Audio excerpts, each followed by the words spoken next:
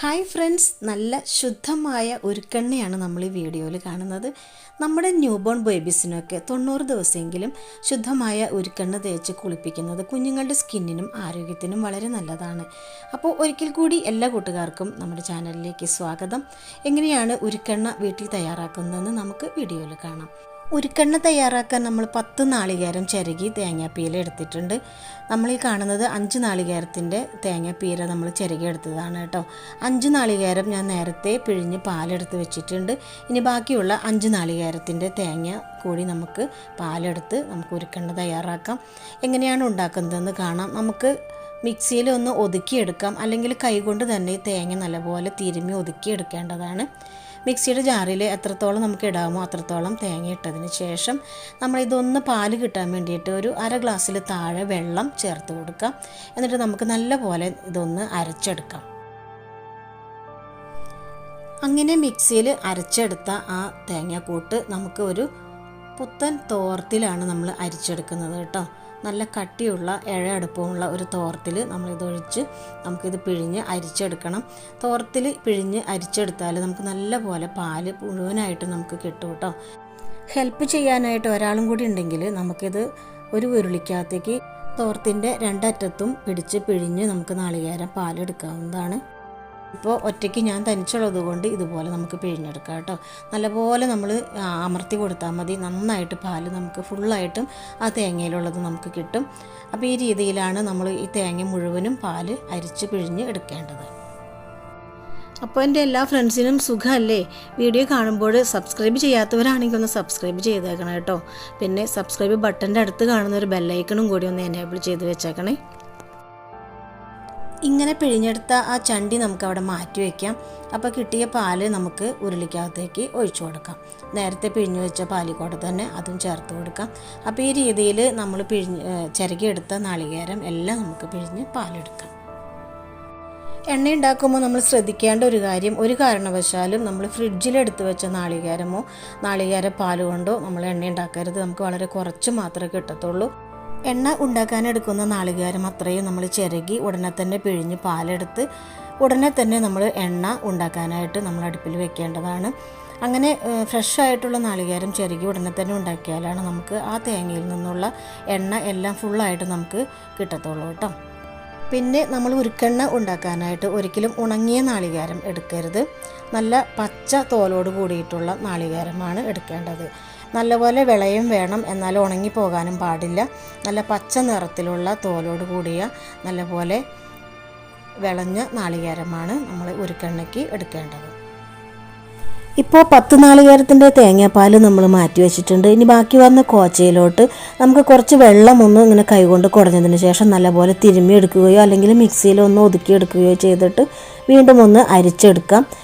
അപ്പോൾ തേങ്ങയിലുള്ള കംപ്ലീറ്റ് പാല് നമ്മൾ പിഴിഞ്ഞെടുത്തിട്ടുണ്ട്. അതും കൂടി നമ്മൾ നേരത്തെ അരിച്ചു വെച്ച പാലിലോട്ട് ചേർത്ത് കൊടുക്കാം. ഇപ്പോൾ 10 നാളികേരത്തിൻ്റെ ഫുള്ളായിട്ടുള്ള പാല് നമ്മൾ ഉരുളിക്കകത്തേക്ക് ഒഴിച്ചു. ഇനി നമുക്ക് സ്റ്റൗ കത്തിച്ച് നമുക്ക് ഈ പാല് അടുപ്പിൽ വയ്ക്കാം. ഏറ്റവും നല്ലത് വിറകടുപ്പിൽ നമുക്ക് എണ്ണ ഉണ്ടാക്കാൻ വെക്കുന്നതാണ്. വിറകടുപ്പ് ഇല്ലാത്ത സാഹചര്യത്തിൽ ഇതുപോലെ സ്റ്റൗവിൽ നമുക്ക് ഉണ്ടാക്കാവുന്നതാണ്. വിറക് അടുപ്പിലായാലും ഗ്യാസിലായാലും നന്നായിട്ടൊന്ന് തിളച്ച് കുറുതാകുന്നത് വരെ നമുക്ക് ഹൈ ഫ്ലെയിമിൽ ഇട്ട് കൊടുക്കാം. അപ്പോൾ നല്ല ഹൈ ഫ്ലെയിമിൽ ഇട്ടതിന് ശേഷം നമ്മളിതുപോലെ ഒരു തവി ഉപയോഗിച്ചോ ചട്ടുക ഉപയോഗിച്ചോ നമുക്കിത് ഇളക്കി കൊടുക്കാം. അങ്ങനെ കണ്ടിന്യൂസ്ലി നമ്മളിത് ഇളക്കി കൊടുത്തുകൊണ്ടിരിക്കണം.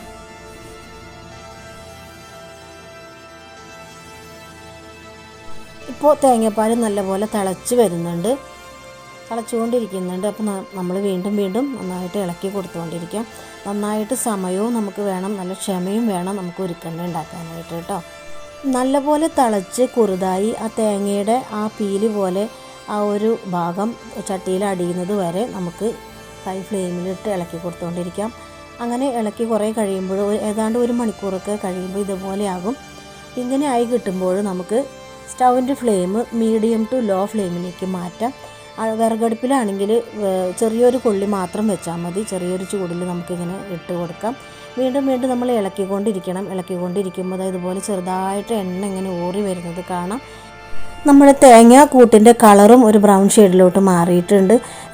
ഇങ്ങനെ ഒരു സ്റ്റേജിലേക്ക് ആകുമ്പോൾ നമ്മൾ നല്ല പോലെ ചെറിയ തീയിൽ മിക്സ് ചെയ്ത് കൊടുത്തതിന് ശേഷം ആ തേങ്ങാക്കൂട്ട് എല്ലാം കൂടി ഒരു സൈഡിലോട്ട് ഇങ്ങനെ വകഞ്ഞ് മാറ്റി വെക്കുക കേട്ടോ.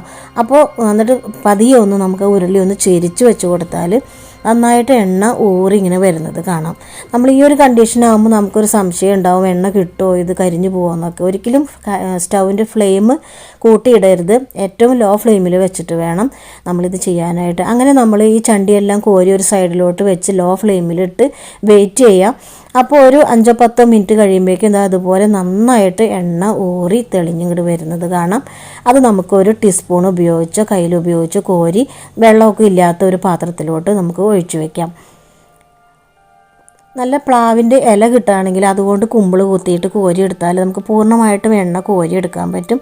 അപ്പോൾ അതില്ലാത്ത സാഹചര്യത്തിൽ നമുക്ക് ടീസ്പൂണോ കയ്യിലോ നമുക്ക് ഉപയോഗിച്ച് ഇതുപോലെ കോരി വയ്ക്കാവുന്നതാണ് കേട്ടോ.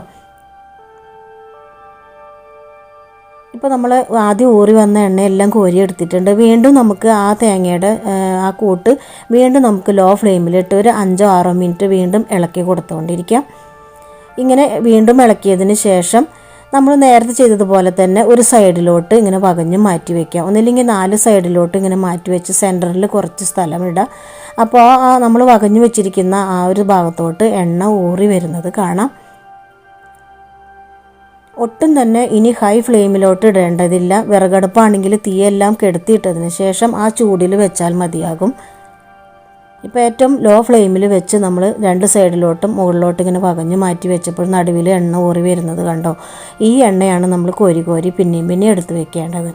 അങ്ങനെ നമ്മൾ ഈ തേങ്ങയുടെ ആ ഒരു പീലി മുഴുവനും കരിഞ്ഞു പോകാതെ ലോ ഫ്ലെയിമിൽ ഇളക്കി ഇതുപോലെ വീണ്ടും നമ്മൾ ഈ ചെയ്തതുപോലെയുള്ള പ്രോസസ്സ് വീണ്ടും ചെയ്തുകൊണ്ടിരിക്കുക കേട്ടോ.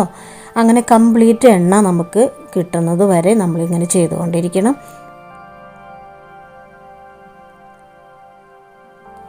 അപ്പോൾ ഇങ്ങനെ ഊറി വരുന്ന എണ്ണ വീണ്ടും നമുക്ക് കോരി വയ്ക്കാം. വീണ്ടും നമ്മൾ പഴയതുപോലെ തന്നെ വീണ്ടും ഒന്ന് മിക്സ് ചെയ്ത് കൊടുത്ത് വീണ്ടും നടുവിൽ നമുക്ക് കുറച്ചൊരു സ്പേസ് ഇട്ടിട്ട് വകഞ്ഞ് വെച്ച് കൊടുക്കാം.